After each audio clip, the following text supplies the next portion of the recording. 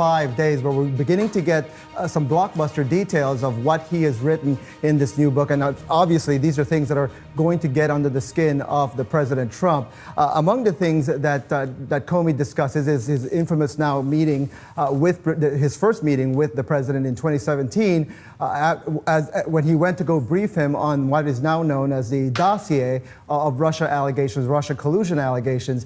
And the thing, according to Comey, that President Trump was most focused on was this episode that allegedly was caught on tape between him and prostitutes in a luxury hotel in Moscow back in 2013. This formed the most salacious allegations that were contained in the now infamous dossier, alleging that the Russians had compromising material on the incoming president. I'll read you just a part of what the Washington Post says is contained in the Comey book. He says, Trump strongly denied the allegations, asking rhetorically, I assumed, whether he seemed like a guy who needed the service of prostitutes. He then began discussing cases where women had accused him of sexual assault, a subject I had not raised. He mentioned a number of women and seemed to have memorized their allegations. Wolf, these are the types of things that we obviously had heard about, that this was a very uncomfortable meeting in early 2017 as the incoming president was being briefed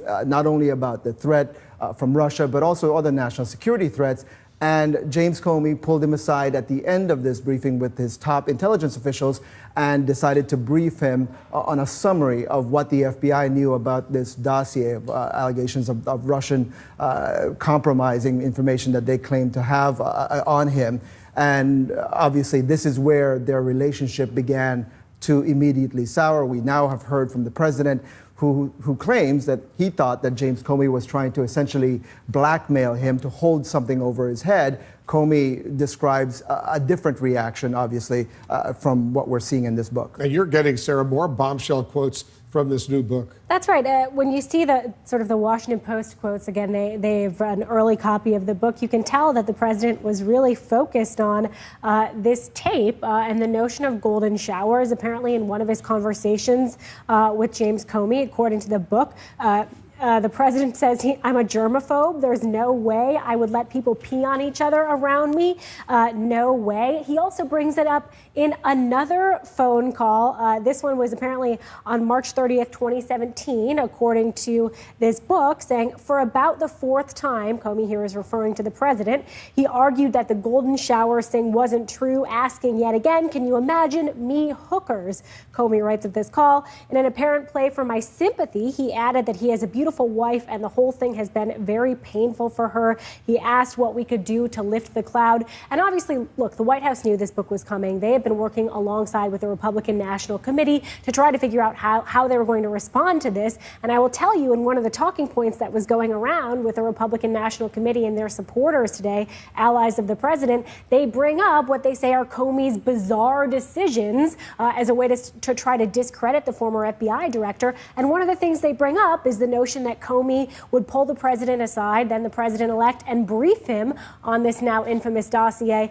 From the RNC's perspective, from the White House perspective, this is all full of salacious, unverified information. They feel like that was a very bizarre decision for the former FBI director. And Evan, if the president was angry at Comey before, when he goes through these details in this new book, he's going to even be more furious. Right. I think that's right, Wolf. But look, I think beyond the salacious details, which is obviously the thing that is going to get all the headlines, there's a more serious side to this. Obviously, Comey's book, he says that this book is about leadership and essentially profiling what he has done through his life on leadership. And one of the things he brings up, according to the Washington Post's reading of this book, is this, again, the fact that he was at this meeting where the incoming president was being briefed on the serious threats that are facing this country, including the threat from Russia, which had just, according to the intelligence community, carried out an operation to disrupt the U.S. elections.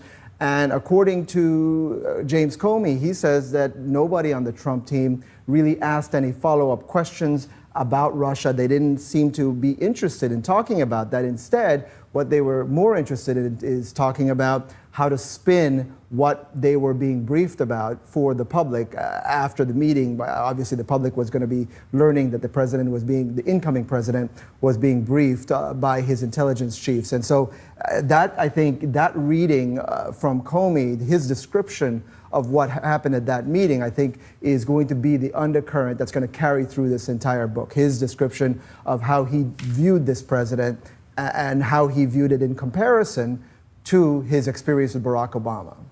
Right, I think that's right, and I think that you can tell in the reading of these quotes just how preoccupied, then the president-elect was with a number of different issues, not just the notion, when he was pulled aside and he was briefed by James Comey, which of course CNN was the first one to report that the then FBI director decided to brief the president on this, but, Trump is clearly preoccupied with sort of the golden shower aspect of this, but also with all of these allegations he'd been facing at the end of the campaign. The fact that he keeps bringing up these accusations that women have made against him, which were not included in this dossier. There's another quote in this book, according to the Washington Post, and it has the president saying, there was no way he groped that lady sitting next to him on the airplane, he insisted, and the idea that he grabbed a porn star and offered her money to come to his room was preposterous. I mean, these were the conversations that President Trump and then President-elect Trump was having with the FBI director at a time when they were trying to impress upon him, hey, look, there is a hostile foreign government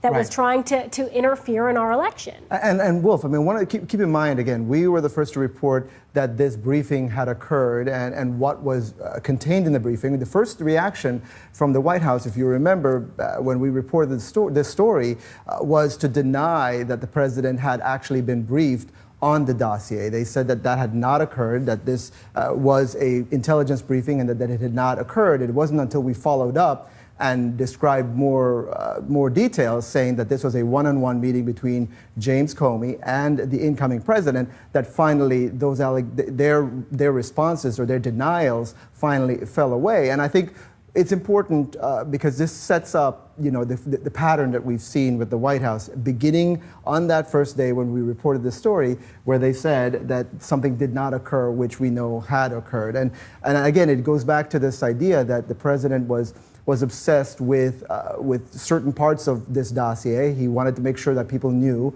that this wasn't true, but he also was very obsessed later on with making it clear that he was not personally under investigation.